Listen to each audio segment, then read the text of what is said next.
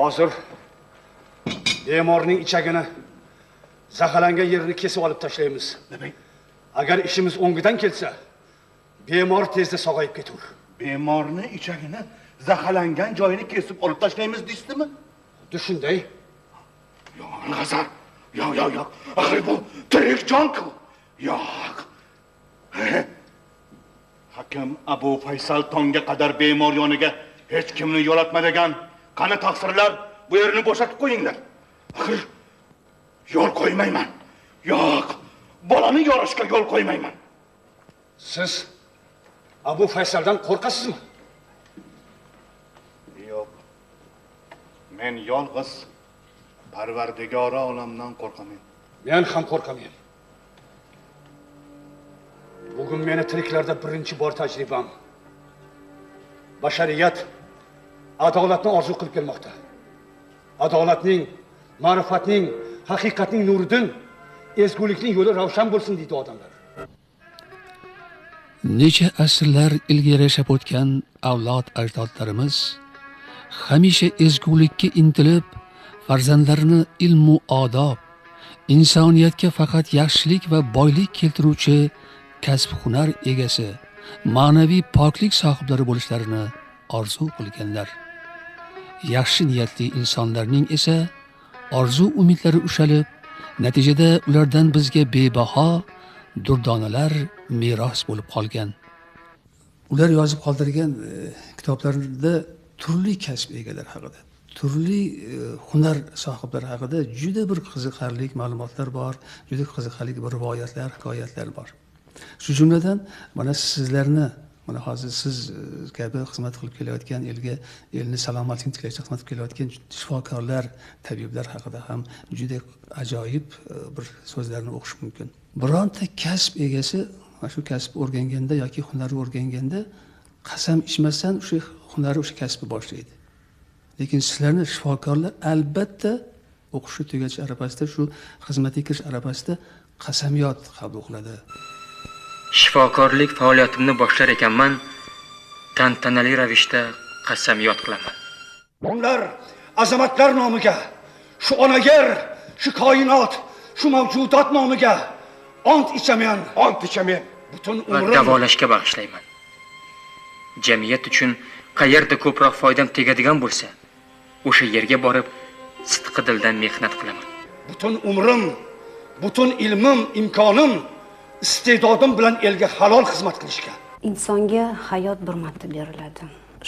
Kasalning hayoti, mamoti shu shifokorning qo'lidadir. Agar shifokor tezkorlik qilib, o'z butun bilimini, butun vujudini shu kasalga bermasa, juda katta xatoliklarga yo'l qo'yilib, shu insonning hayoti qo'ldan ketishi mumkindir. Bu yerda albatta shu shifokorning bilimi, butun topgan tajribasi, butun nimalari ishga qo'yiladi.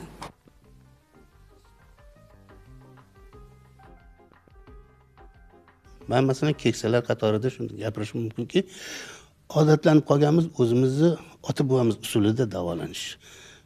Sog'liq degan gaplar bo'ladi. Mana shu narsadan foydalanaman o'zim shaxsan. Tabletkalarni yoqtirmayman. Har xil bo'lar bo'lmas dori-darmonlarni yoqtirmayman. Ularga balki ularning davosi ko'pdir, bordir, men ishonchim yo'q nimagadir-da. O'zim tabiiy usulda davolanishni yaxshi ko'raman. Tabiat bizni yaratdimi? Tabiat bizni tuzatadi. Tabiatdan foydalanishimiz kerak.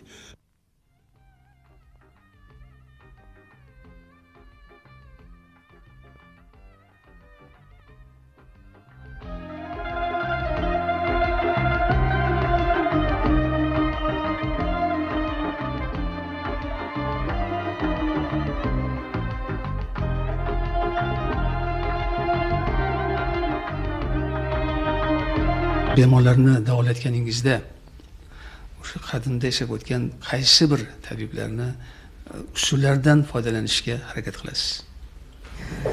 Albatta, mashhur tabobat olamida mashhur tabiblarni juda ham katta asarlari, juda ko'p meros qoldirishgandir. Ana shulardan biri Abu Ali ibn Sinoning mashhur qo'llanmasi biz uchun desam ham yanglishmasam kerak, bu tib qonunlari kitobidir. Bu kitobda juda ham ko'p foydali bo'lgan maslahatlar bordir.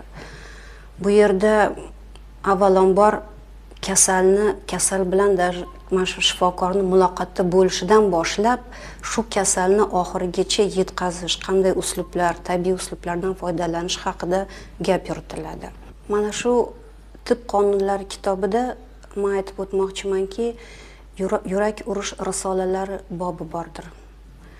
Bu yerda qon tomirini urishi orqali kasalni qanday aniqlash usuli. Agar oldin bunga ahamiyat berilmagan bo'lsa, hozirda menimcha ko'pgina shifokorlarimiz shu tufayli kasalni qaysi stadiyasida, qaysi kechirmasidaligini bilib ham olsa bo'ladi. Nima kasalligidan tomirni urish orqali.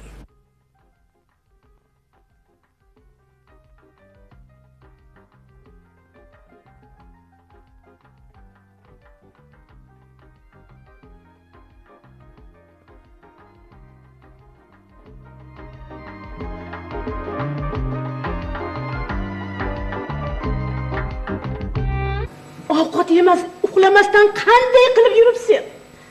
Bosib qatiq ichdim. Juda to'qmen, ishoning. Biroq qatiq ovqat emas. Yo'q. Qatiqda xislat ko'p. Inson uchun zarur bo'lgan barcha modda ozuqa qatiq sutda muhayyodir. Qatiq ovqat ham shifo. Shifoliga to'g'ri, ammo ovqatligi shubhasiz. Bilasiz-ku, go'dak faqat oziqlanur sut bilan. Onasining suti bilan ulg'ayadi, o'sadi. Bilasiz-ku, zaharlangan odamga sut beriladi. Negaki sut darhol kesar zaharning hamdami. Ha, onajon, qatiq sutda xosiyat ko'p gap bor. Hikoyat bor. Bir kun tabib o'lar chog'i kasallar, siz o'lsangiz endi bizni kim davolar desalar, tabib javob bergan ekan. Ha, men o'lsam dunyoda axir qatiq qoladi-ku. Ha, bu gapda hikmat ko'p. Shifokorlarni qalbi ham, so'zi ham, niyati, tilagi ham ular shunday siz kiyib turgan hozir oppoq holatdek beg'ubor bo'lishi kerak. Lekin shunaqangi bir shifokorlar bor. Bemorni davolashni orqaga suradi. Ana shunday shifokorlarga sizning munosabatingiz qanday? Afsuski, biz shifokorlar oramizda fidoyi shifokorlardan tashqari yana shunday nopok shifokorlar ham uchrab turadi. Bu albatta bizlarni sha'nimizga dog' tushiradi. Hozir juda ham matbuotda ham, televideniyada ham juda ko'p gapirilyapti. Siz to'g'ri aytdingiz, ayrim shifokorlar ta'magirlik yo'liga o'tgan.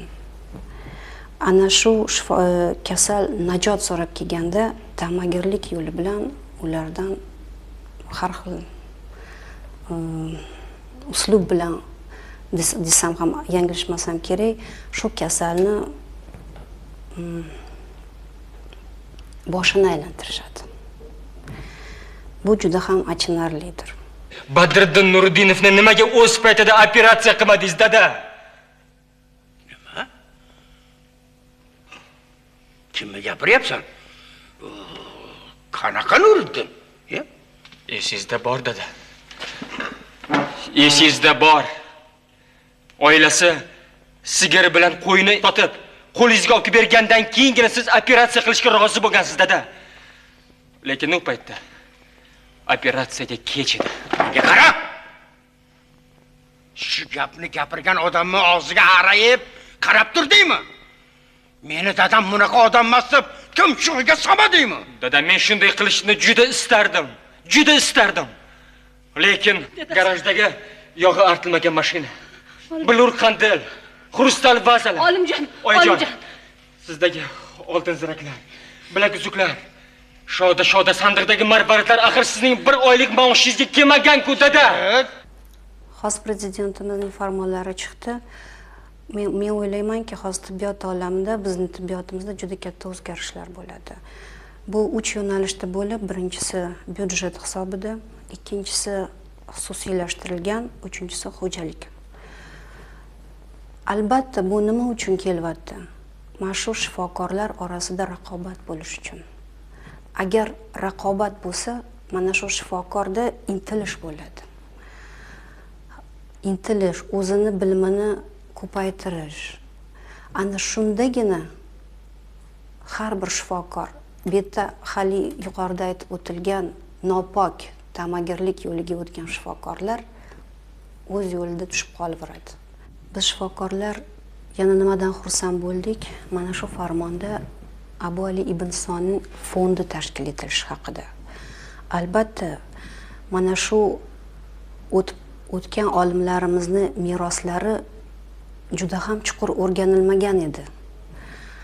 Men o'ylaymanki, bo'lajakda mana shu Abu Ali ibn Sinoni, Al-Rozi, Abu Rayhon Biruniy va shu kabi juda ham mashhur tabiblarni asarlari o'rganilib, avlodlarimizga yaxshi, foydali qo'llanma bo'lib qoladi.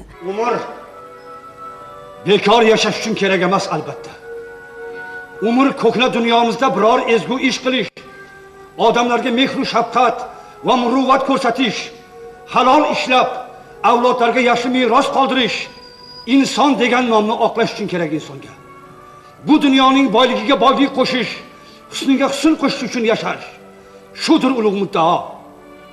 Men tabibman, odamlarning hayotini o'ylayman. Men hamma vaqt baxtiyorman, tiriklarning baxtidan. Hamma yerda shogirdlarim, do'stlarim bor, xursandman. Barakalloh shogirdlarim, minnatdorman sizlardan.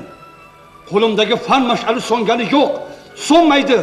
Toki inson idroki bor, fanning porloq quyoshi tilka pora qilib tashlar jaholat bulutini. Johillarning nayranglari, tahdidlari o'tmadi. Ular yo'lda qolib ketdi. Men abadiy yo'ldaman.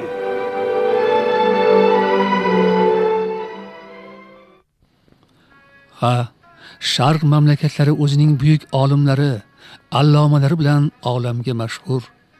Ular asrlar osha o'zlarining dunyoviy bilimlarini chuqur bilishi, kasb hunarlari, noyob xislatlari yu qobiliyatlari bilan hamon jahon xalqlarini hayratga solib kelmoqdalar. Bunga siz u bizgacha yetib kelgan nodir kitoblar, ular sahifalaridagi durdona so'zlar guvohdir. Ko'rsatuvni yakunlar ekanmiz. Har biringizga ana shu kitoblardek barhayot umr, vijdoniy poklik, haqiqatgo'likni tilab qolamiz.